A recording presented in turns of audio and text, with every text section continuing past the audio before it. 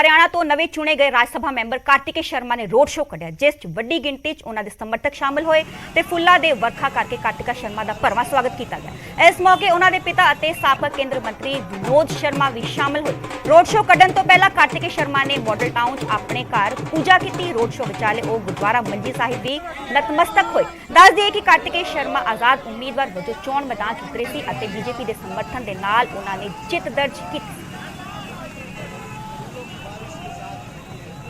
एक चलन रहा है हरियाणा में और पंजाब में, जहाँ पे युवाओं को इस बात का एहसास होता है कि वो बाहर जाना चाहते हैं कम उम्र से और काम करना चाहते हैं। लेकिन मैं ये कहना चाहता हूँ कि हमारे यहाँ पर भी अच्छी अपॉर्चुनिटीज़ हो सकती हैं और प्रोग्राम बन सकते हैं। और मेरा एक फोकस एरिया वोकेशनल ट्रेनिंग को लेकर और इसको लेकर इसी एरिया पे काम करेगा कि हम कहाँ कैसे यहाँ पर अपॉर्चुनिटीज़ क्रिएट कर सकते हैं बच्चों के लिए। और ये सिर्फ सरकारी नौकरियों की बात नहीं कर रहा हूँ मैं। देखिए, मैं एक व्यवसाय चलाता था, प्राइवेट बिजनेस से आता हूँ, तो मेरी सोच ये नहीं है कि सिर्फ सरकार के प्रति ही या सरकार से ही काम लिया जा सकता है या सिर्फ सरकार ही नौकरियाँ जनरेट कर सकती है। जो ऑर्गेनाइज सेक्टर है वो एक तरफ, अनऑर्गेनाइज सेक्टर और इनफॉर्मल सेक्टर जिसे कहते हैं, वो कॉरपोरेट सेक्टर से भी बड़ा एम्प्लॉयर है, गवर्नमेंट सेक्टर से भी बड़ा एम्प्लॉयर है। तो हमारे को कहीं ना कहीं अपनी ताकत को समझने की ज़रूरत है, अपनी दिक्कतों को समझने की ज़रूरत है और उसके अनुरूप हमें सल्यूशन देने की ज़रूरत है। और मैं इस पे काम कर रहा हूँ ऑलरेडी। पिछले 5 से 7 साल से मैं भारत सरकार के साथ और ऑल एंटिटीज़ के साथ काम कर रहा हूँ। तो जो भी मेरा अनुभव है, जो भी मेरा एक्सपीरियंस है, उसको यूज़ करते हुए मैं अम्बाला के लिए और हरियाणा के दूसरे क्षेत्रों के लिए इसका इस्तेमाल करूँगा। और उम्मीद रखता हूँ कि हम लोगों को अच्छा एम्प्लॉयमेंट दिला पाएंगे और नए तरीके के आयाम पैदा। हुण तक तुसी सब्जी, कपड़े जां होर रोजाना जरूरत दे समान दे हौके सुने होणगे, पर की कदे तुसी शराब दा हौका सुनिया? जे नहीं तां देखो है खास रिपोर्ट।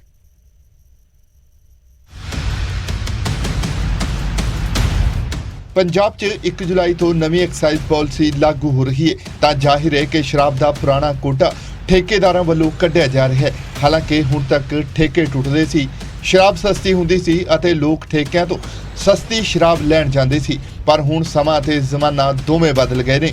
ਠੇकेदारां ने शराब ਵੇਚਣ ਦਾ ਨਵਾਂ ਰਾਹ ਲੱਭ ਲਿਆ। सस्ती शराब ਦੀ ਅਨਾਉਂਸਮੈਂਟ ਕਰਵਾਈ ਜਾ ਰਹੀ ਹੈ।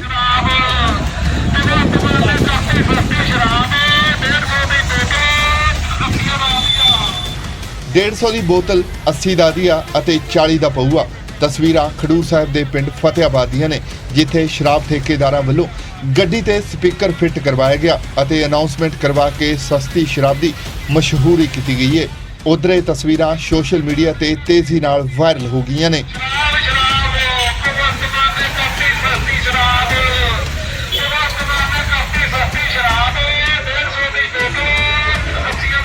खैर, कोई समा सी जदों शराब दियां खाली बोतलां लई होके लगदे सी, पर हुण ओही होके भरियां बोतलां लई लगदे ने। शराब घर घर पहुंच रही है।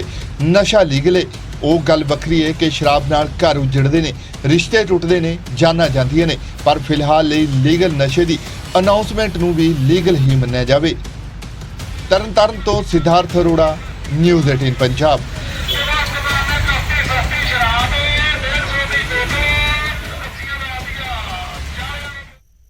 कहते ने मां रब दा रूप है, पर एक पुत अजिहा है जिसका कहना है कि उसकी मां रब नहीं शैतान है, इसलिए उन्हें गुस्से च आके मां दा कत्ल कर दिता। मुलजम पुत ने होर भी बहुत कुछ रोंगटे खड़े करने वाला बयान किया। मामला सुल्तानपुर लोधी दे ज्वाला नगर दा है। पुत ने किया मां दा कत्ल, सिर्फ 20 रुपए ना देन ते कत्ल। इंग्लैंड तो डिपोर्ट होके आया सी मुलजम नौजवान, नशे दा आदी होण दा इल्जाम। मां रब दा रूप हुंदी है, कई सदियां तो सुनिया जा रहा है, पर रब दा रूप तां है जेकर बच्चे दी सही परवरिश करे, उसनू चंगी सिक्ख्या ते चंगा ज्ञान दवे। पर जेकर मां बच्चे नू ही भुखा मारे, फिर वो रब दा रूप नहीं बल्कि शैतान दा रूप है। यह कहना है पुलिस दी गिरफ्त दे विच खड़े मुलजम पुत दलबीर सिंह दा, जिन्हें अपनी मां दा कतल सिर्फ 20 रुपए दे लई कर दिता ते उसदा विस्तार दे नाल कारण भी कैमरे दे सामने बयान कीता ते कहा कि इंग्लैंड तो आउण तो बाद मैनू जोण दे लई जरूरी चीज़ां भी मेरी मां नहीं सी दिंदी, जिस तो गुस्से दे विच आके मैं कतल कीता। 20 ਰੁਪਏ ਮਾਂ ਨੇ ਦਿੱਤੇ ਨੇ ਤੇ ਫਿਰ ਉਸੇ ਦਾ ਨਾਲ ਕੋਈ ਹੱਥ ਪਾਈ ਹੋਈ ਉਸੇ ਦਾ ਹੱਥ ਪਾਈ ਹੋ ਕਿਸੇ ਦੀ ਪਰਾਂ ਹੀ ਦਾ ਅੱਛਾ ਤੇ ਫਿਰ ਗੁੱਸੇ 'ਚ ਕੀ ਮਾਰਿਆ ਮਾਂ ਦੇ? ਸਾਡੇ ਨਾਲ ਮਾਰਿਆ ਕੋਈ ਡੰਡਾ ਡੰਡਾ ਮਾਰਤਾ? ਕਿੱਥੇ ਮਾਰਿਆ ਸੀ? ਉਹ ਮੁੰਡਾ ਰਿਪੋਰਟ ਕਹਿੰਦਾ ਮੈਂ ਦੇ ਕੇ ਜਾਣਾ, ਸਿਰ। ਤੁਹਾਨੂੰ ਮਿਲ ਜੂ ਤੁਰਿਆ ਹੋਣਾ ਤੇ ਫਿਰ ਕਿੰਨੇ ਦਿਨ ਮਾਂ ਮਰੀ ਰਹੀ?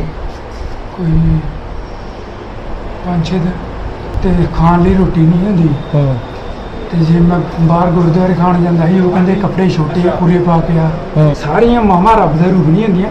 ਜੇ ਰੱਬ ਦਾ ਰੂਪ ਮਾਂ ਨੇ ਬਣਨਾ ਹੈ ਤਾਂ ਬੱਚੇ ਦੀ ਸਹੀ ਪਰਵਰਿਸ਼ ਕਰੇ।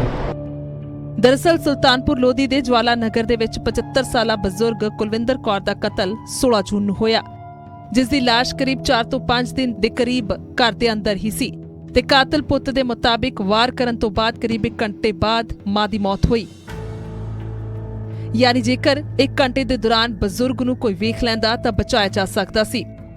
ਕਿਰਾਏਦਾਰਾਂ ਦੇ ਵੱਲੋਂ ਬਦਬੂ ਆਉਣ ਤੇ ਪੁਲਿਸ ਨੂੰ ਸੱਦਿਆ ਗਿਆ ਤਾਂ ਬਜ਼ੁਰਗ ਦੇ ਵੱਡੇ ਪੁੱਤਰ ਨੇ ਦੱਸਿਆ ਕਿ ਉਸਦਾ ਛੋਟਾ ਭਰਾ ਅਕਸਰ ਲੜਾਈ ਝਗੜਾ ਕਰਦਾ ਹੈ ਤੇ ਨਸ਼ੇ ਦਾ ਆਦੀ ਵੀ ਹੈ, ਇਸੇ ਲਈ ਉਹ ਵੱਖ ਰਹਿੰਦੇ ਸਨ ਤੇ ਅੱਜ ਉਸਨੇ ਮਾਂ ਦਾ ਕਤਲ ਕਰ ਦਿੱਤਾ। ਮੇਰਾ ਬਰਸ਼ ਵੀ ਸਾਰਾ ਇੱਥੇ ਹੀ ਪਿਆ ਬਾਰੇ ਤੇ ਮੈਨੂੰ ਨਾ ਇਧਰੋਂ ਪੌੜੀ ਵੱਲੋਂ ਜ਼ਿਆਦਾ ਸਮੈਲ ਆਵੇ ਤੇ ਮੈਂ ਆਪਣੇ ਹਸਬੰਦ ਨੂੰ ਮੈਂ ਹੀ ਕਿਹਾ, ਮੈਂ ਕਿਹਾ ਥੋੜਾ ਤਾਂ ਨੂੰ ਹੋ ਕੇ ਅਸੀਂ ਜਿੱਦਾਂ ਤਾਂ ਚ ਗਏ ਬੂਹਾ ਖੁੱਲਾ ਪਿਆ ਸੀਗਾ ਏਦਾਂ ਹੀ ਤੇ ਏਦਾਂ ਬਲੱਡ ਹੋਣ ਡਿਆ ਸੀ। ਅਸੀਂ ਸਰ ਏਦਾਂ ਹੀ ਵਾਪਸ ਬਾਹਰ ਆ ਗਏ। ਅਸੀਂ ਇੱਥੋਂ ਸਿੱਧਾ ਸੁਲਤਾਨਪੁਰ ਲੋਧੀ ਅਸੀਂ ਕੰਪਲੇਨ ਲੈ ਕੇ ਤੇ ਉਹਨਾਂ ਨੂੰ ਅਸੀਂ ਥਾਣੇ ਵਾਲਿਆਂ ਨੂੰ ਨਾਲ ਲੈ ਕੇ ਆਏ। ਦਰਅਸਲ ਮੁਲਜ਼ਮ ਦਲਬੀਰ ਸਿੰਘ ਕਰੀਬ 4 ਸਾਲ ਪਹਿਲਾਂ ਇੰਗਲੈਂਡ ਤੋਂ ਡਿਪੋਰਟ ਹੋ ਕੇ ਆਇਆ ਸੀ ਤੇ ਘਰ ਦੇ ਵਿੱਚ ਮਾਂ ਦੇ ਨਾਲ ਇਕੱਲਾ ਰਹਿੰਦਾ ਸੀ ਤੇ ਅਕਸਰ ਨਾ ਸਿਰਫ ਮਾਂ ਦੇ ਨਾਲ ਬਲਕਿ ਰਿਸ਼ਤੇਦਾਰਾਂ ਤੇ ਹੋਰਨਾਂ ਦੇ ਨਾਲ ਲੜਦਾ ਸੀ। ਇਹ ਵੀ ਦੱਸ ਦਈਏ ਕਿ ਕੁਝ ਦਿਨ ਪਹਿਲਾਂ ਕਿਸੇ ਨਾਲ ਲੜਾਈ ਹੋਈ ਤਾਂ ਮਾਂ ਨੇ ਦਲਬੀਰ ਤੇ ਪਰਚਾ ਹੋਣ ਨੂੰ ਲੈ ਕੇ ਮਿੰਨਤਾਂ ਤਰਲੇ ਕਰਕੇ ਬਚਾਇਆ ਸੀ। ਇਹ ਮੇਰੇ ਭਰਾ ਵੱਲੋਂ ਜੋ ਕੀਤਾ ਗਿਆ ਜੀ, ਛੋਟੇ ਨੂੰ ਉਹਨੇ ਇੰਗਲੈਂਡ 'ਚ ਇਹ 12-15 ਸਾਲ ਰਿਹਾ ਜੀ। ਉੱਥੇ ਮੇਮ ਨਾਲ ਵਿਆਹ ਕਰਾਇਆ, 2 ਬੱਚੇ ਆ, ਕੁੜੀ ਮੁੰਡਾ ਇਹਦਾ। ਪੁਲਿਸ ਨੇ ਮੌਕੇ ਤੇ ਪਹੁੰਚ ਕੇ ਕਾਰਵਾਈ ਸ਼ੁਰੂ ਕੀਤੀ ਹੈ ਤੇ ਬਾਅਦ ਹੁਣ ਮੁਲਜ਼ਮ ਦੇ ਜੁਰਮ ਮੰਨਣ ਤੇ ਗ੍ਰਿਫਤਾਰ ਕਰਕੇ ਕਾਰਵਾਈ ਸ਼ੁਰੂ ਕਰ ਦਿੱਤੀ ਹੈ। ਹਾਂਜੀ, ਜੋ ਤੁਹਾਨੂੰ ਦੱਸਿਆ ਪਹਿਲਾਂ ਹੀ ਦੱਸਿਆ ਕਿ ਇਹਨੇ 50 ਰੁਪਏ ਮੰਗੇ ਸੀਗੇ ਤੇ ਜਿਹੜਾ ਕਿ ਉਹਦੀ ਮਦਦ ਨੇ ਨਹੀਂ ਪੈਸੇ ਤੇ ਉਸ ਖਾਤਰ ਇਹਨੇ ਜਿਹੜਾ ਆ ਉਹਨਾਂ ਦਾ ਕਤਲ ਕਰ ਦਿੱਤਾ। ਤਰਾਸਦੀ ਇਹ ਪੁੱਤ ਨੇ ਮਾਂ ਦਾ ਕਤਲ ਕੀਤਾ, ਪਰ ਪੁੱਤ ਦਾ ਅਜੇ ਵੀ ਕਹਿਣਾ ਹੈ ਕਿ ਇਕੱਲਾ ਬੱਚਾ ਜੰਮਣ ਦੇ ਨਾਲ ਮਾਂ ਨਹੀਂ ਬਣਦੀ। ਬੱਚੇ ਦੀ ਪਰਵਰਿਸ਼ ਤੇ ਚੰਗਾ ਭਵਿੱਖ ਦੇਣ ਦੇ ਨਾਲ ਮਾਂ ਦਾ ਅਸਲ ਅਰਥ ਪੂਰਾ ਹੁੰਦਾ ਹੈ। ਪਰ ਉੱਥੇ ਹੀ ਪੁੱਤ ਤੇ ਨਸ਼ੇ 'ਚ ਅਕਸਰ ਮਾਂ ਦੇ ਨਾਲ ਕੁੱਟਮਾਰ ਤੇ ਹੁਣ ਮਹਿਜ਼ 20 ਰੁਪਏ ਦੇ ਲਈ ਕਤਲ ਕਰਨ ਤੇ ਚਿੰਤਾ ਦੀ ਲੋੜ ਹੈ। ਕਪੂਰਥਲਾ ਤੋਂ ਜਗਜੀਤ ਧੰਜੂ, ਨਿਊਜ਼ 18 ਪੰਜਾਬ। ਐਤਵਾਰ ਐਕਸੀਡੈਂਟ ਦਾ ਦਿਨ ਰਿਹਾ। ਪੰਜਾਬ 'ਚ ਕਈ ਥਾਵਾਂ ਤੇ ਐਕਸੀਡੈਂਟ ਹੋਏ ਜਿਸ 'ਚ ਇੱਕ ਬੱਚੇ ਦੀ ਜਾਨ ਚਲੀ ਗਈ, ਜਦਕਿ ਕਈ ਜ਼ਿੰਦਗੀ ਅਤੇ ਮੌਤ ਵਿਚਾਲੇ ਜੂਝ ਰਹੇ ਨੇ।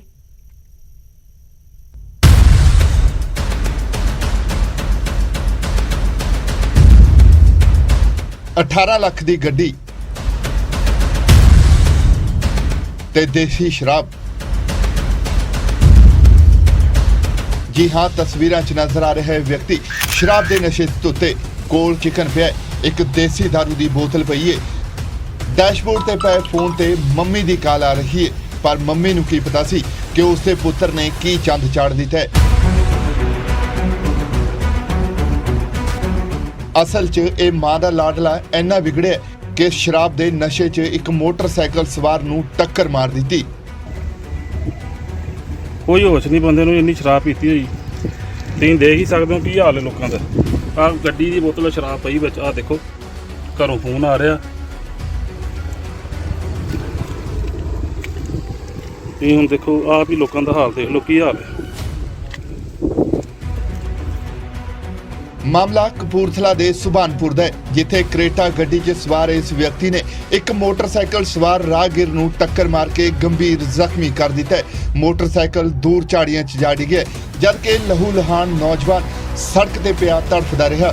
ਪਰ ਨਸ਼ੇ 'ਚ ਟੱਲੀ ਇਸ ਮਹਾਸ਼ੇ ਨੂੰ ਕੋਈ ਸੁਰਤ ਨਹੀਂ ਕਿ ਉਸਨੇ ਕੀ ਕਾਰਨਾਮਾ ਕੀਤਾ ਹੈ।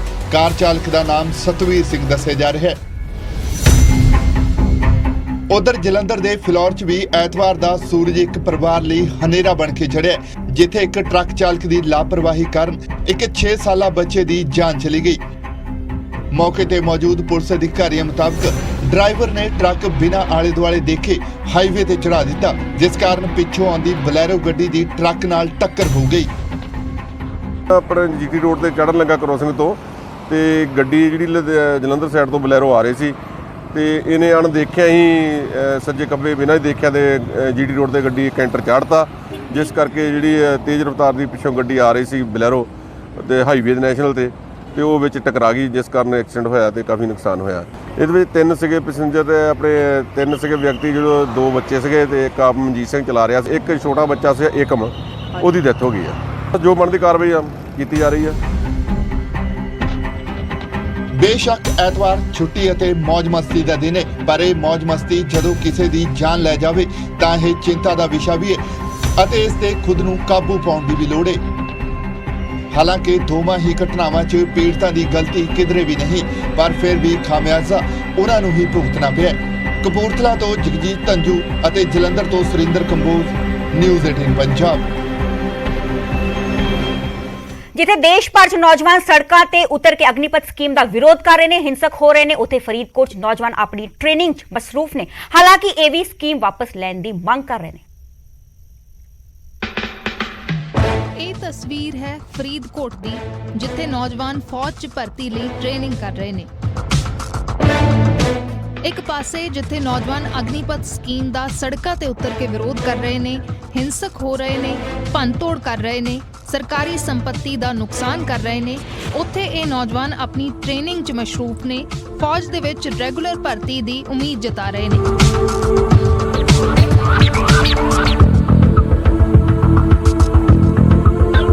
ਕੋਈ ਪ੍ਰਦਰਸ਼ਨ ਨਹੀਂ, ਕੋਈ ਹਿੰਸਾ ਨਹੀਂ, ਪਰ ਮੰਗ ਇਹਨਾਂ ਨੌਜਵਾਨਾਂ ਦੀ ਵੀ ਉਹੋ ਹੀ ਹੈ। ਇਹਨਾਂ ਦਾ ਕਹਿਣਾ ਹੈ ਕਿ ਸਰਕਾਰ ਦੇ ਫੈਸਲੇ ਨਾਲ ਇਹਨਾਂ ਦੇ ਮਨੋਬਲ ਨੂੰ ਠੇਸ ਪਹੁੰਚੀ ਹੈ। ਘਰ ਵਾਲੇ ਵੀ ਨਿਰਾਸ਼ ਹੋਏ ਨੇ। ਨੌਜਵਾਨ ਮੰਗ ਕਰ ਰਹੇ ਨੇ ਕਿ ਅਗਨੀਪਥ ਸਕੀਮ ਵਾਪਸ ਲਈ ਜਾਵੇ। ਅਸੀਂ ਇੱਥੇ ਪ੍ਰੈਕਟਿਸ ਕਰਦੇ ਪਏ ਹਾਂ, ਬਸ ਸਰ ਦੀ ਉਮੀਦਾਂ 'ਤੇ ਟਿਕੇ ਹੋਏ ਹਾਂ ਵੀ ਸਰ ਨੇ ਸਾਨੂੰ ਕਈ ਵਾਰ ਉਮੀਦ ਦਿੱਤੀ ਆ ਕਿ ਕੋਈ ਗੱਲ ਨਹੀਂ, ਪੇਪਰ ਵੀ ਹੋਊਗਾ ਤੇ ਭਰਤੀ ਵੀ ਹੋਊਗਾ, ਲੇਕਿਨ ਸਾਨੂੰ ਘਰੋਂ ਵੀ ਫੋਨ ਆਉਂਦੇ ਪਿਆ ਵੀ ਤੁਸੀਂ ਆ ਜਾਓ ਵਾਪਸ, ਵੀ 4 ਸਾਲ ਬਾਅਦ ਤੁਸੀਂ ਕੀ ਕਰੋਗੇ, ਹੁਣ ਵੀ ਬੇਰੁਜ਼ਗਾਰ ਧੱਕੇ ਖਾ ਰਹੇ ਹੋ, 4 ਸਾਲ ਬਾਅਦ ਵੀ ਤੁਸੀਂ ਬੇਰੁਜ਼ਗਾਰ ਹੀ ਰਹੋਗੇ, ਫਿਰ ਤੁਹਾਡੇ ਜਾਣ ਦਾ ਫਾਇਦਾ ਕੀ। ਨੌਜਵਾਨਾਂ ਨੇ ਕਿਹਾ ਕਿ ਅਸੀਂ ਵੀ ਸੋਚਿਆ ਸੀ ਪ੍ਰਦਰਸ਼ਨ ਦਾ, ਪਰ ਸਾਡੇ ਕੋਚ ਸਾਨੂੰ ਉਮੀਦ ਦੇ ਰਹੇ ਨੇ ਕਿ ਸਰਕਾਰ ਜ਼ਰੂਰ ਫੈਸਲੇ ਤੇ ਮੁੜ ਵਿਚਾਰ ਕਰੇਗੀ। ਹਾਂਜੀ, ਅਸੀਂ ਵੀ ਸੋਚਿਆ ਕਿ ਅਸੀਂ ਜਾ ਕੇ ਵਿਰੋਧ ਕਰੀਏ, ਅਸੀਂ ਸਰ ਨੂੰ ਵੀ ਕਿਹਾ ਸੀ, ਪਰ ਸਰ ਨੇ ਕਿਹਾ ਕਿ ਤੁਸੀਂ ਹੌਸਲਾ ਰੱਖੋ, ਇਹ ਸਾਰਾ ਕੁਝ ਵਾਪਸ ਲਿਆ ਜਾਏਗਾ, ਸਰਕਾਰ ਲਊਗੀ ਵਾਪਸ ਸਾਰਾ ਕੁਝ, ਤੇ ਉਹਦੇ ਕਰਕੇ ਅਸੀਂ ਚੁੱਪ ਬੈਠੇ। ਸੈਨਿਕ ਅਕੈਡਮੀ ਚਲਾ ਰਹੇ ਸੰਚਾਲਕ ਨੇ ਵੀ ਅਗਨੀਪਥ ਸਕੀਮ ਨੂੰ ਗਲਤ ਦੱਸਿਆ। ਕਿਹਾ ਕਿ ਮੈਂ ਵੀ 18 ਸਾਲ ਆਰਮੀ 'ਚ ਨੌਕਰੀ ਕੀਤੀ ਹੈ, ਇਹ ਸਕੀਮ ਕਾਮਯਾਬ ਨਹੀਂ ਹੋਏਗੀ। ਨਾਲ ਹੀ ਉਹਨਾਂ ਨੇ ਕਿਹਾ ਕਿ ਅਸੀਂ ਧਰਨੇ ਪ੍ਰਦਰਸ਼ਨਾਂ ਤੋਂ ਬੱਚਿਆਂ ਨੂੰ ਰੋਕ ਰਹੇ ਹਾਂ। ਦੇਖੋ ਜੀ, ਜੋ 4 ਸਾਲ ਵਾਸਤੇ ਜੋ ਇਹ ਯੋਜਨਾ ਆਈ ਹੈ ਤਾਂ ਗਲਤ ਹੈ ਜੀ, ਇਹਦੀ ਤਾਂ ਮੈਂ ਨਿੰਦਿਆ ਕਰਦਾ ਹਾਂ। ਔਰ ਬਾਕੀ ਜੋ 4 ਸਾਲ ਦੀ ਯੋਜਨਾ ਹੈ ਇਹ ਤੁਹਾਡੇ ਅੱਗੇ ਆਪਣੇ ਆਪ ਆ ਜਾਏਗੀ, ਕਿਉਂਕਿ ਇਹ ਬਿਲਕੁਲ ਸਕਸੈਸਫੁਲ ਨਹੀਂ ਮੰਨਦਾ ਮੈਂ, ਕਿਉਂਕਿ ਮੈਂ 18 ਸਾਲ ਮੈਂ ਵੀ ਆਰਮੀ 'ਚ ਨੌਕਰੀ ਕਰਕੇ ਆਇਆ। ਕਿਉਂਕਿ 4 ਸਾਲ 'ਚ ਬੱਚਾ ਤਿਆਰ ਹੀ ਨਹੀਂ ਹੁੰਦਾ ਜੀ, 8-8, 9-9 ਸਾਲ 'ਚ ਸਿਪਾਹੀ ਬਣਨ ਲੱਗੇ, ਉਹਨੂੰ ਸਿਪਾਹੀ ਬਣਨ ਦੇ ਟਾਈਮ ਲੱਗ ਜਾਂਦਾ ਹੈ। ਔਰ ਜੋ 6 ਮਹੀਨੇ ਦੀ ਟ੍ਰੇਨਿੰਗ ਹੈ, ਉਹ ਬੱਚੇ ਦਾ ਨਾ ਤਾਂ ਕੋਈ ਮੋਰਲ ਮੋਟੀਵੇਸ਼ਨ ਰਹਿਣਾ ਹੈ, ਨਾ ਹੀ ਉਹਦਾ ਤੁਸੀਂ ਰੈਜੀਮੈਂਟ ਖਤਮ ਕਰ ਰਹੇ ਹੋ, ਨਾਮ ਨਮਕ ਨਿਸ਼ਾਨ ਕੋਈ ਚੀਜ਼ ਰਹਿਣੀ ਨਹੀਂ। ਇਹ ਨੌਜਵਾਨ ਸ਼ਾਂਤੀ ਦੇ ਨਾਲ ਸਰਕਾਰ ਨੂੰ ਫੈਸਲਾ ਵਾਪਸ ਲੈਣ ਦੀ ਅਪੀਲ ਕਰ ਰਹੇ ਨੇ। ਸਰਕਾਰੀ ਸੰਪत्ति ਦਾ ਨੁਕਸਾਨ ਕਰਨ ਦੇ ਲਈ ਨਹੀਂ ਨਿਕਲੇ। ਅਗਨੀਪਥ ਯੋਜਨਾ ਦੇ ਵਿਰੋਧ ਦੇ ਵਿੱਚ ਇਹ ਇੱਕ ਵੱਖਰੀ ਤਸਵੀਰ ਹੈ। ਫਰੀਦਕੋਟ ਤੋਂ ਨਰੇਸ਼ ਸੇਠੀ, ਨਿਊਜ਼ 18।